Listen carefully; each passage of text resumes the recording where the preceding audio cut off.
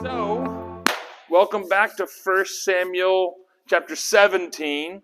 As a reminder, we talked about 16 last week, and it was where Samuel shows up and anoints David as the king. But wait, time out. Saul is the king, right? Saul is already the king. So it's like saying, yeah, we elected, President Reagan, but we're already, he's not even through his term, and we've already elected a new president. Yeah. I mean, he still has, 2 years left or whatever it is? Year and a half?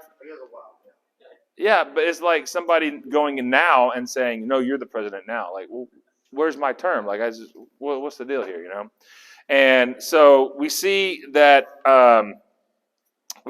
also David goes home, or he's near his home, and so he went out to worship and he gets anointed. And then we see over here, it's kind of like Days of Our Lives, where it's like this scene in the hospital, and then it flashes, and it's this scene that they're at the house, and then they're this scene. So we switch scenes from Bethlehem being anointed to we're in the palace now, right? So we're in the palace, and Saul's got this thing in his mind that's causing him consternation. He's being stressed out. He's being afflicted, right?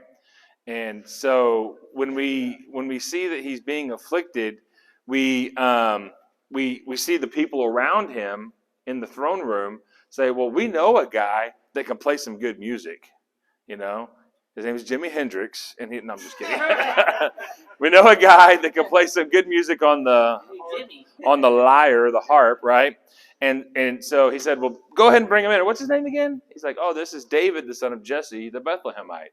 So it's like, again, we just talked about David, Jesse, and all the sons, whatever. Now, again, we're over here in this scene, and Saul's like, "Okay, yeah, this David guy, bring him in." And David played his harp. You know that song?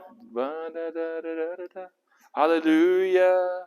Hallelujah. Is it David played his harp? Right? It talks about that. It's from 1 Samuel 16. The lyric. Yeah, it refers to David. Yeah, it refers to David playing his harp for Saul. So it's right here. Is it lyre or is it a harp? It's a lyre. Yeah, lyre. Yeah, and it's just a type of harp. It's like the difference between a ukulele and a banjo and a guitar. Are all stringed instruments. It's similar, but it's they found that. The archaeologists found that music book from like 4000 BC. I did see that. And they actually figured it out and put and they played it. The lyres. Yeah, it's pretty cool. It doesn't sound like in your modern music. You wouldn't be jamming through the neighborhood with it. No, but it's pretty cool.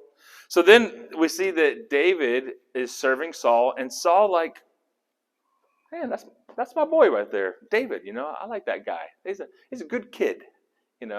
So that's where we end chapter 16. So now we're going into 17. Saul likes David. Saul likes David. I've got these. He's playing the music. The music is really soothing, man. We're not there yet. Sorry. Jumping ahead. So here we are in 1 Samuel 17. Go ahead.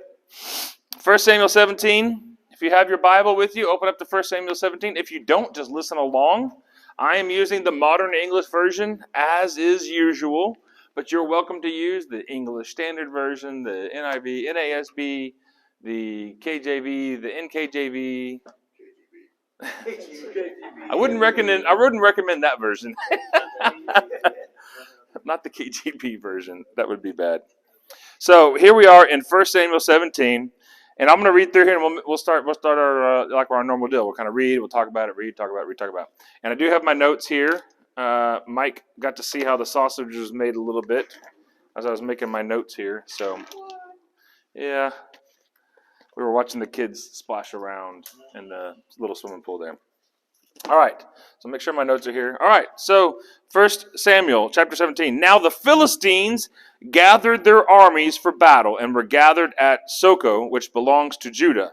And they camped between Soko and Azekah in Ephes Damim. All right, so before we go any further, we got to pull up a map, okay?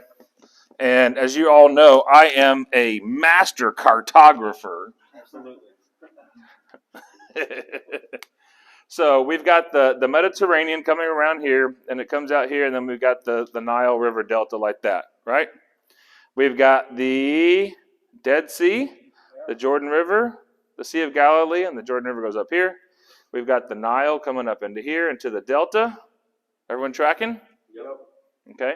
So where we are talking about is, it says, gathered in Soko, which belongs to Judah. Now, this is a veiled reference to the land being divided. Okay. So the kingdom, oops, my marker.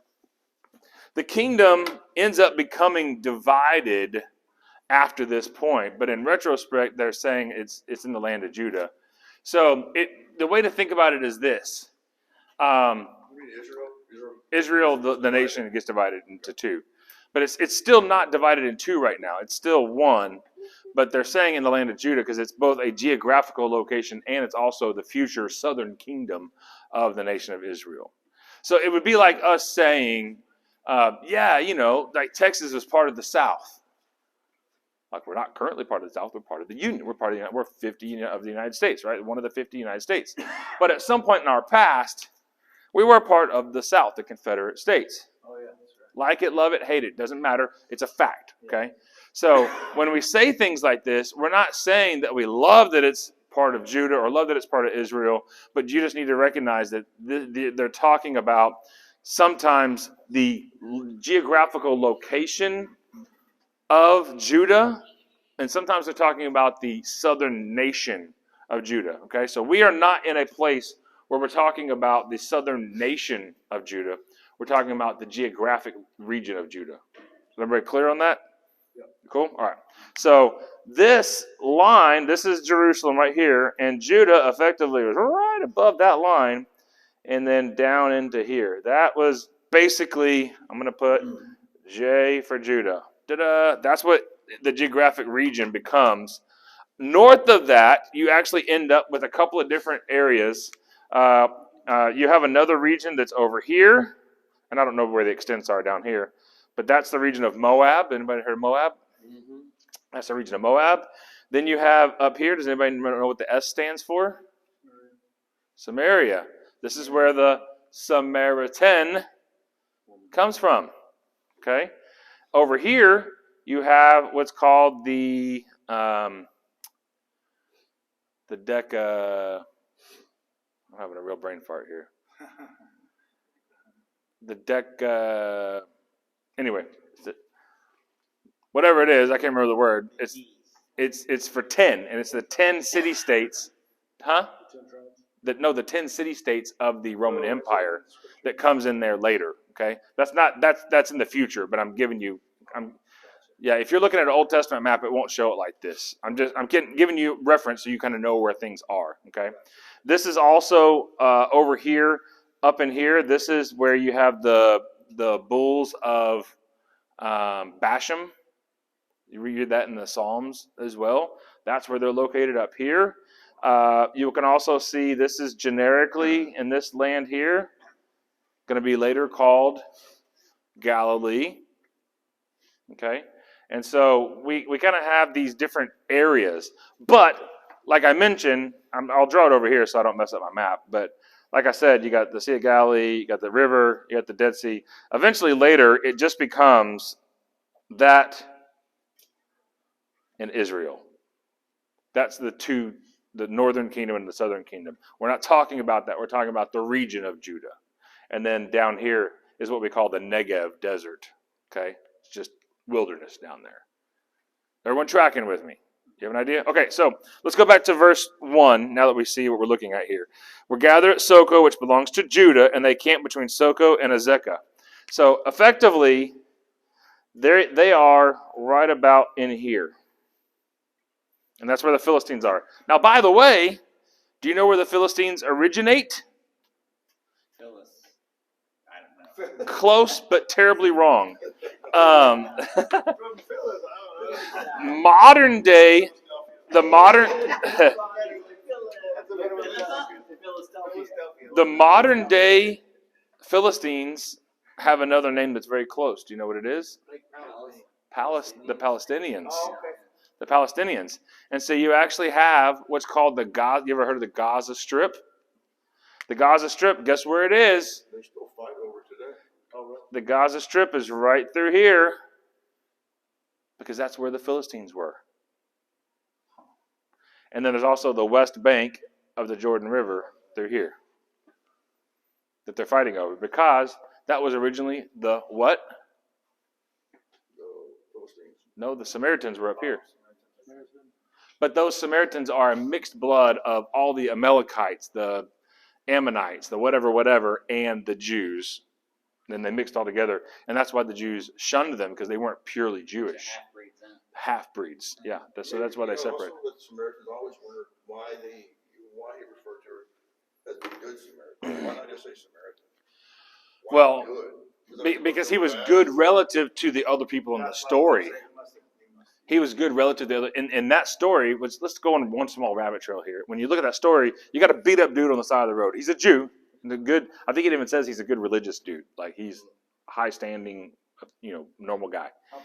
And I believe it says a rabbi. I can't remember you can look it up, but like a rabbi walks by him first. And instead of walking next to him, he walks on the other side of the road, because if he walks next to him and touches him, he becomes dirty from the dude's dirtiness. So he walks in there, he's like, sorry, man, I'm out. And then it's like the head Pharisee or Sadducee, I can't remember, walks by in the story. So he's like, I'm definitely not touching you, dude, because like my robes were just dry cleaned yesterday, whatever. And then the next guy that comes by is a Samaritan. And it doesn't actually say good Samaritan, it just says it's a Samaritan. And that dude, who is despised by the Jews, goes over there, picks him up, grabs him, puts his arm around his shoulder, walks him to the hotel, and says, innkeeper, you watch out for this guy. Here's some medicine. Here's some money for food. Here's some money for his lodging. Take care of him. I'll be back. And if there's anything left, I will pay that bill as well. But I want to make sure you get this guy healed. So that's why he's good, because it's relative to the other people in the story, if that makes sense. Huh? To help the enemy. Yeah. And it's really more of an enemy from the Jewish side, not from the Samaritan side. Because if you know, like in The Chosen, which we have a movie star here from The Chosen, in The Chosen season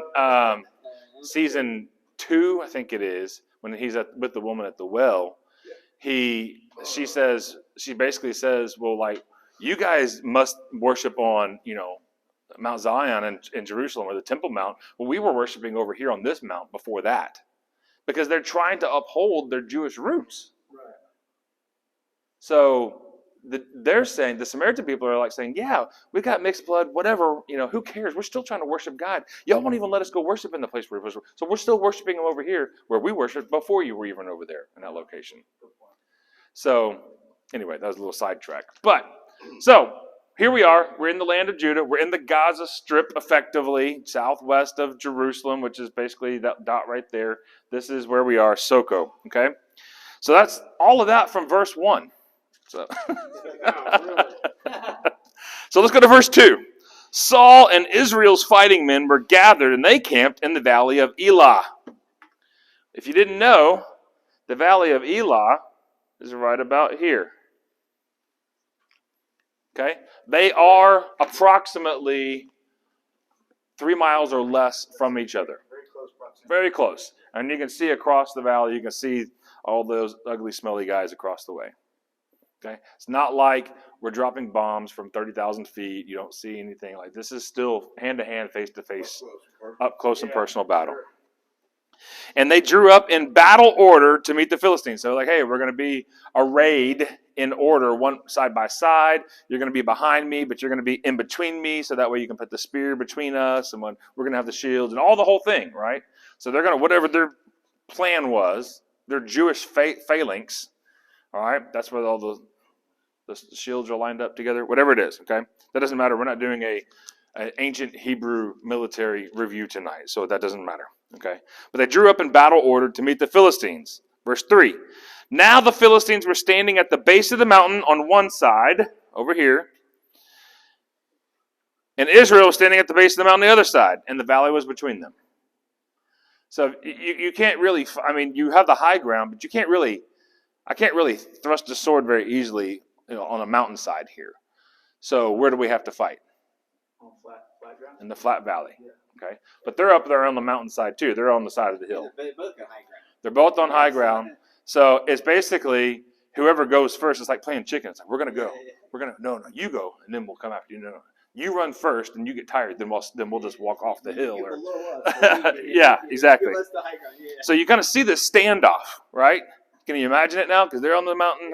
They're on the mountainside. The valley's in between. And you can hear the like doo doo doo doo doo. Good, bad, and the ugly, or whatever. All right. So we go to verse 4. There went out. Wait, did I finish verse 3? Yeah. Verse 4. There went out a champion from the camp of the Philistines. Goliath was his name, from Gath. Which, by the way, where's Gath? Anybody have a guess? Gath is right about here. They found a gate to the city of Gath. Yeah. I don't know if you ever watched Sergio Uh-huh. and his wife? And his wife. Yeah, I forget the name of it. Yeah. Rhoda. Anyway, they walked through the Holy Land. Yeah. But they just recently found the gate to Gath. Yeah, like a year or so It's been ago. a while. Yeah. That's awesome. Yeah. That's cool. It's cool to prove all this. Yeah, it's on YouTube. It's really cool. All right, so it says that he was from Gath. So his basic roots, he's coming from what area? Gaza Strip, which is also the Philistines. Okay. I was going to say Market Street, but that wasn't. All right, so it says that his height was 6 cubits and a span. Now, the traditional measurement of a cubit was effectively from your wrist to your elbow. And then they kind of standardized it because wrist to elbow, come up here. Wrist to elbow, mine is longer than yours. Okay? So, are we using Brad's cubit? Are we using Bradford's cubit? Are we using Carol's cubit? How are we measuring? Right? Does that make sense? So you're like, so they ended up kind of standardizing it later, not at this time, but later they kind of standardized it so we could even have some sort of a guess. It's about 18 inches. Okay? And that just gives you an idea. And a span is this. Right? Now my span is going to be different than Carol's span. All right? My span is going to be different than Rick's span. Right? So God created every person for their cubit to protect the nose to the heart, like this. oh, that's nice. Yeah, where everybody's made it To protect here to here. Yeah. Spots, right? Nice. Yeah. That's good. So when you look at 6 cubits in a span, and you're assuming about 18 inches and about 6 inches of your span, right? Then they're saying that he is about 9.5 feet tall. Now, Josephus and a couple of other people who are writing at this time don't put him at 9.5 feet. They put him at 7.5 feet, or even as short as 6.5 feet. Anyway, he's a huge dude. Now, 6.5 feet is not a small guy, but I wouldn't put the 6.5 foot person in the realm of a giant. But look at the average man was 5'3". But relative to the average man of the time, who was 5.5 feet, so basically Bradford out there. So we didn't have NBA players. I'm not saying that he wasn't 9.5 feet. I'm giving you information. Let's just cut the difference and call him 7.5, 8. Let's call it 8 feet. Okay, Yeah. let's call it 8 feet. So even 8 feet, that's a big dude. 7 feet tall. Have you ever been up in the court of the NBA? Yeah. It's ridiculous. Still Yeah. small. Yeah. Ridiculous tall. Or even like the offense. Like I always go like looking at the offensive lineman at the NFL. Like I'm not a small guy. He's a huge guy. But like those guys, League of their own. Right. Yeah. 6'5", 370 pounds. I mean, they're like, what? Could you see how the spies could have saved me from like grasshoppers? Yeah, absolutely. Back in Judges, Yeah. absolutely.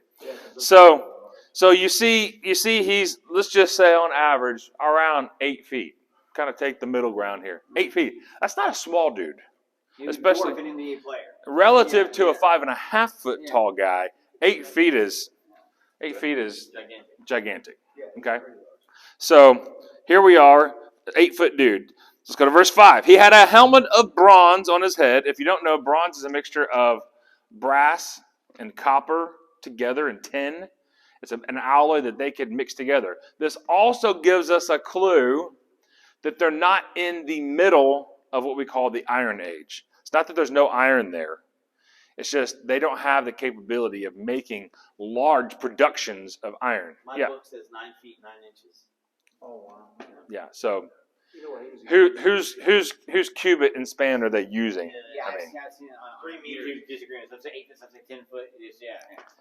I'm saying the dude was way taller than the average person Really big. at the time. Really big guy. Yes, Okay. regardless. Yeah. Regardless of whatever number. And you know me, I don't like to come up with specific deals like that because we just don't know. Yeah. And that's besides the point, right? Maybe a fun activity to try to figure it out, but it's just you're chasing after the wind a little bit because there's no way of knowing. It's speculation, right? So we get here, and so we can see that the helmet is not made from iron or steel, which doesn't come till much later. And you notice here he has a weight of a bronze coat. It's not made from steel or iron either. It's made from bronze. So we're still largely in what we call the Bronze Age. Now, if you've ever looked at like a brass or a bronze piece of metal, what happens to it over time? It tarnishes, and then what else do you notice about it? Is it normally like super smooth and clean? I was going to say it weathers a little bit, right? It weathers and it gets beat up and it gets like all those little wrinkles and bumps in it every time, Yeah, because it's a soft metal. It looks like your fence out there. Yeah, we actually had, so after that storm, the tree, I don't know if you saw the stump by the sign, the whole tree came down, had to chop that up, and then a whole half a tree fell onto our electrical panel. And so CenterPoint had to cut it off, and we actually had somebody out Thursday disassembling the whole thing. Friday, they rebuilt the entire panel for us. And by Friday night, the music guy was logging into the computer to actually get the slides ready for Sunday. So it's like, praise God for that, right? Yeah. Oh, brutal. Oh, brutal. Yeah, we had a friend of mine, his mom, her tree went through her roof over there in Timberwide. We had to go and put big old tarp on top of the roof. Because That's what I sent you. Somebody was saying that they'll pay for the tree, not the tree removal, because it was an act of God. That's what the insurance was telling the guy. They won't. Yeah, they won't pay for the removing of it. They will pay for the damage, but since it was an act of God, he's responsible for. insurance is ridiculous. Getting it off. I already got to replace my fence. It's his planet, so he's responsible. So Insurance is ridiculous. they really are. All right, so let's go back to verse 5 here. So he had a helmet of bronze on his head. So he had protection, but we're not talking like he doesn't have 5 layers of Kevlar or something advanced. It's got weightiness, but it still is soft, but it's still big. Heavy, it's right? still heavy. Yeah. It's not as heavy as iron. What's heavier? A ton of cotton or a ton of iron? Say mine says 125 pounds. Mine says weighs 100. Yeah, we'll get there in just a second. So he had a helmet of bronze on his head, and he was armed with a coat of mail. If you don't know what mail is, it's not what you put a stamp on. Come on, Bradford. So it's got, they just make little rings like this, and then they take and connect the rings in here, and then they connect the rings in here. Those are Sonic does collect rings. You're right, he does. Not the same exact rings though. So by connecting all these together, what it does is it takes the brunt force of an arrow or a sword or a spear, and it helps to distribute that load across the front of them. Now, if you have a sharp point, depending on how that armorer was able to make the point on the end, if he made it broad like this, then it would do more blunt force damage. If he was very tight and sharp point like this, then perhaps that point could actually weasel its way in between a few of those and damage the actual flesh of the person inside. So there's an artistry to the weaponry based upon your defensive measure. Does that make sense? You don't come up with a bulletproof vest until you have bullets. Yeah. You have to have something to protect yourself from, pretty much, right? But you have to figure out that they're shooting arrows at me from 100 feet away. I need to figure out how to protect myself from arrows flying at me from 100 feet away. I'm going to put something on, right? So you have to have the need for it. So this is just a reminder that this is not a, there's some people that think like ancient times, I don't know where they get this from. They're like, people back then, they didn't have guns, so they lived in peace. And I'm like, they're way worse. They had to chop each other down. Yeah, I mean, these. Chop by chop by chop, yeah.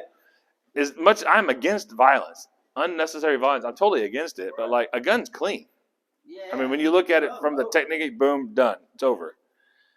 If you have to hack somebody, I mean, and they're slowly dying, and they're like laying on the ground, like screaming. It's like it's a whole different thing. Finish him off. He's still screaming. Yeah, it reminds me. You know what it reminds me of? And you watch The Office. I love The Office, and they were talking about Michael Scott, the office manager, and he was having a hard time firing somebody. And they were like, "Do you ever go hunting?" He was like, "Yeah, I went hunting one time. Shot a deer." And it didn't die, so I had to get my shovel. It took me like an hour and a half. That's terrible, man. Well, that's I think God created buzzards. Yeah, they'll go in there and take and clean it up. Yeah, they'll clear it. All right, so it says the 5,000 shekels. The coat weighed 5,000 shekels. So a standard shekel is. Oh, you know what? I don't think I did standard shekel, but it's about 125 pounds. 5,000 shekels is about 125 pounds. It had to be hot too. The sun hits it. Well, I'm saying my 14-year-old, he told me yesterday, he goes, I'm 133 pounds, Dad. And he's pretty much muscle at this point. 133 pounds. He's not as big as he wants to be. He's still working out, whatever. But I'm thinking to myself, I would just put my son on my back and march into battle with, like, that doesn't make any sense. That's ridiculous. Yeah. I'd have to make sure that he's got some sort of protection for himself because he's on my back. He's going to get shot, right? All right, so that's verse 5. Let's go to verse 6. He had greaves of bronze on his legs. He had shin protectors, right? He's got those protectors, shin guards. Just like soccer players, but it's bronze, okay? So he's got those on his legs. He's probably as big as me. Each shin guard. Yeah, each shin guard covered Bradford. He could hide behind it.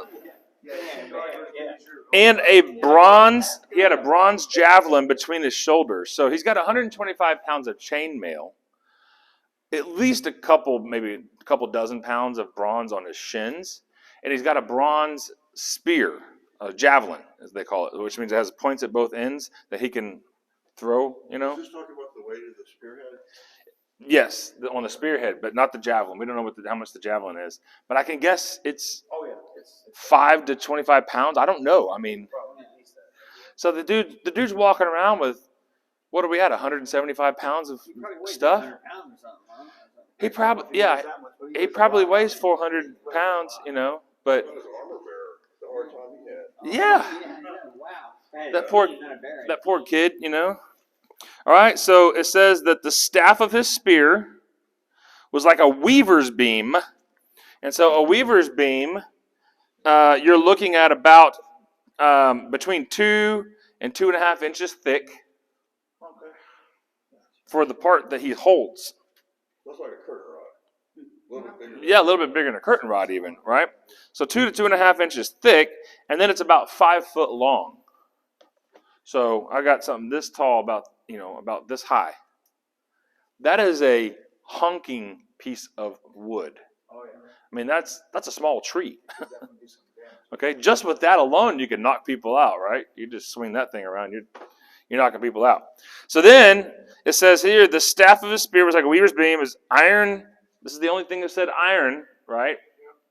If you notice this, his iron spearhead weighed 600 shekels. And 600 shekels is about 15 pounds. So when you go bowling, what do you bowl with? 16-pound ball. 16-pound ball. Can you imagine having that at the end of a stick that weighs 5-10 pounds? No, you're not waving that around nilly-willy. So that tells you this guy he's like a big Chris, right? So he stood and called out to the ranks of Israel. So remember, he's on this side of the mountain. They're on that side. Why have you come out to line up for battle? Am not I the Philistine, and you the servants of Saul? Notice he calls out here. Who are they servants of? Saul. Not servants of God. So there's a distinction. The Philistines have seen what's happened in the camp of the Israelis. They see that they are under the responsibility of Saul, who's already made a few mistakes, instead of being led by God. And God did those miracles. And we saw back when we looked in Exodus that the rumors of God's work and their miracles was spreading around to the people. And then they're like, oh, well, God's not really leading anymore. It's just a guy named Saul, and he's kind of a joke. Hey, you guys are coming out to battle? Y'all are followers of Saul, so we're not super concerned about that.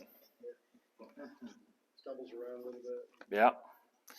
So, choose for yourselves a man and let him come down to me. If he is able to fight with me and strike me down, then we will be your servants. But if I prevail against him and strike him down, then you will be our servants and serve us. So this is like the age-old deal, right? It's like if I beat you at this game of foosball or whatever, then you're gonna go wash my car. But if you beat me, then I got to go vacuum your house. Like you remember, you've done these kind of things before, right? So it's basically kind of the ultimatum. Like, come on down. I challenge you.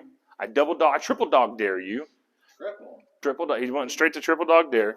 Said triple dog dare you, and says, if he can beat me, we'll serve you guys.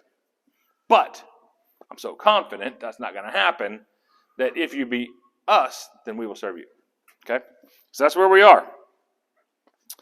So here we are, verse 10. Says, the Philistine said, I defy the battle lines of Israel this day. Give me a man and let us fight together. Come on! Send them! Come on! Where's he at? Send somebody over here. Right? When Saul and all Israel heard these words of the Philistines, they were super excited and couldn't wait to go attack Goliath, right? No, wait. What does it say here in verse 11? It says, when Saul and all Israel heard the words of the Philistine, they were filled with terror and were greatly afraid. Something big had come into their picture, into their view. And in their own strength, they can't do anything but be afraid. And Goliath's the one that called it out. Because what did he say? You're the servants of Saul, not God. So even he's calling out their spiritual disobedience. And that's probably making him feel even more powerful, right? And when the battle was fought, you couldn't sneak up on Goliath. Right. Like a sneak attack. It's all the way across. You can see all the way across.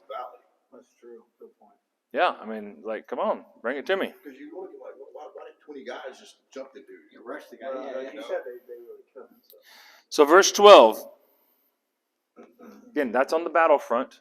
We're going to a different scene, right? Remember that? Switching scenes now. Now David was the son of that Ephrathite of Bethlehem in Judah, whose name was Jesse, who had 8 sons. Remember we talked about the 8 sons last week. He had 8 sons, and the man was old in the days of Saul and advanced in years. So Jesse has been around for a while. He's kind of old, kind of looks like Mike. All right, so we see this old dude over here has 8 sons, and he's been around Saul as the king. He's been a long time working the fields, taking care of the sheep, raising his sons. Okay. Verse 13, the 3 eldest sons of Jesse went and followed Saul to the battle. And the names of the 3 sons that went to the battle, we saw those last week. Eliab, the firstborn, and the next to him, Abinadab, and the third was Shammah. As for David, he was the youngest. The 3 eldest followed Saul. But David would go back and forth from Saul to the shepherd, his father's flock in Bethlehem. So, let's ask a question. Where is Bethlehem? Remember, this is. I'm going to draw kind of a little star here. This is Jerusalem here, right? Where's Bethlehem? Nope, Bethlehem is right there. Bethlehem is just south of Jerusalem. I think it's like 5 or 6 miles, so not far. So it's roughly. So on the way from Jerusalem to where the Israelis are lined up. Okay? He's probably 5 or 6 miles away. 10 kilometers, if you're going to do a 10K, right? How many kilometers did you do? A lot. A marathon's what, 30 kilometers? No. 50 kilometers? 26 miles. What is that? I don't know that. I don't know the kilometer. I can't do math, so 26 miles is a lot. yeah. Well, he did a whole Ironman, so he's.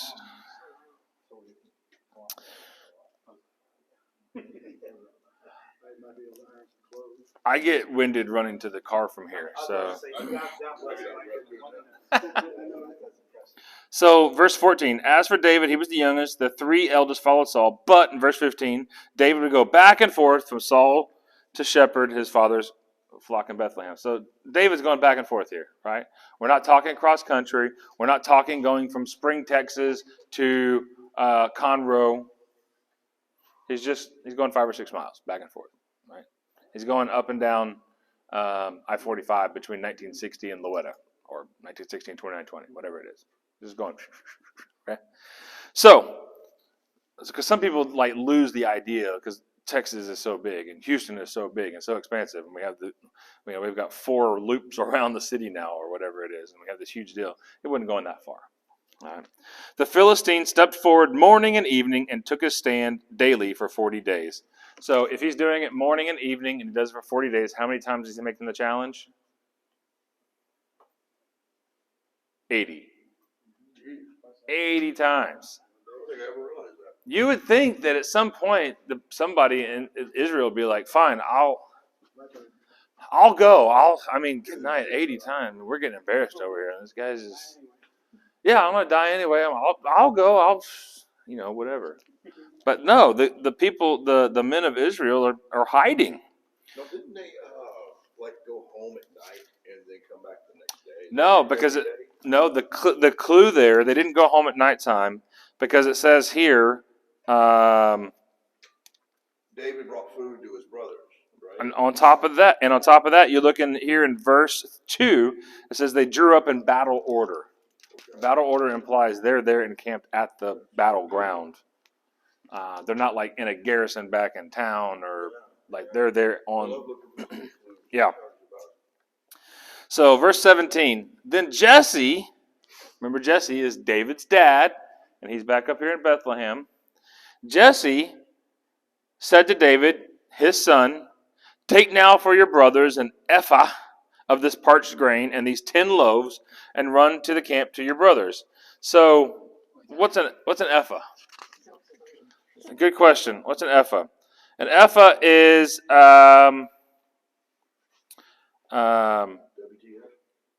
no. Wow. No. An ephah is about between 15 and 25 pounds, depending on the measurement. So an ephah. So and what he was taking them, it says parched grain. He's basically taking them oatmeal that they can put water. They're making oatmeal. So he's taking them a couple of, maybe a week's worth of servings of oatmeal, right? And it says that he's also taking with them, what else? Bread. 10 loaves of bread. Did you say shoes? I said Jews. He's taking 10 loaves of bread. Right? So, and then carry 10 cheeses to the captain of their 1,000 and look into your brother's house and bring back news of them. Now, I'm going to throw this out there as well. We've talked about this during our Christmas study, but I'll bring it up now since not all of you have gone through our Christmas study. Bethlehem, do you know what Bethlehem means? It means the house of bread. And what was the purpose of it? To give bread a place to live. If you remember in Exodus, they made the table and they put the gold on top, and it says that they put 12 loaves of that flat bread, the unleavened bread on there, as what we call the table of showbread, to show that God brought them out of the Exodus. In the temple in Jerusalem, they also had a table of showbread that they would put there. And that bread that was baked into existence to be utilized in the temple was baked, where do you think? In the place called the house of bread, which is Bethlehem. Bethlehem, right? So what's David's dad tell him to take him? We got bread. Our town's got plenty of bread. That's what we do. We got bread. Let's take some bread. And take some parched grain, some dried grain, right? Because we got grain too, because we use grain to make bread. And then, as a special treat, we're taking cheese. Now, what kind of cheese do you think we've got? That's right. Goat cheese, because he's got flocks. Right? So just put the clues together, and it's very easy to kind of understand what we're working with. So, now Saul and they, and all Israel, they being his brothers, Saul and they, and all Israel's fighting men were in the valley of Elah fighting the Philistines. I think it's interesting here that he puts the word they were fighting the Philistines. So far, we have at least the most recent 40 days of them doing what?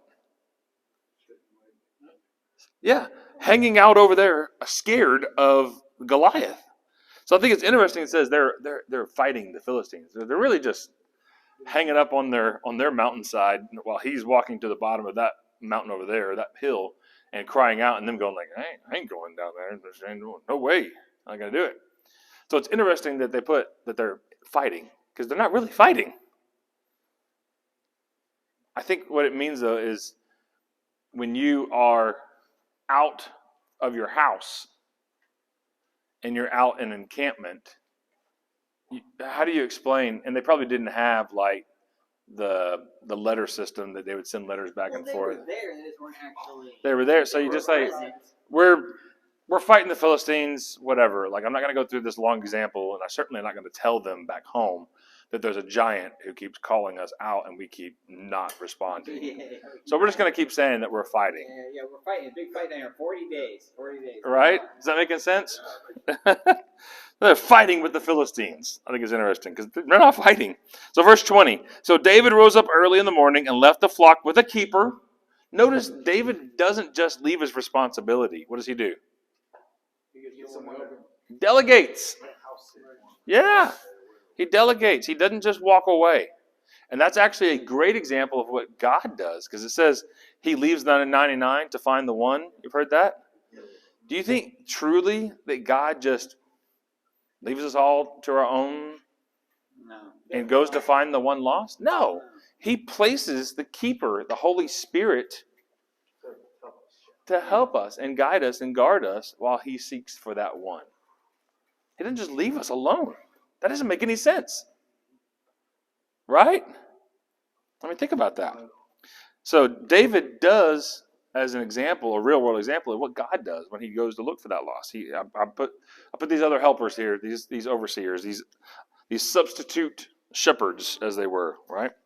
So, and he carried away the food and went as Jesse had commanded him. And when he came to the encampment, when he's now down here on this side of the valley, on this hill, and it keeps saying mountains. They're not really mountains. They're more like hills.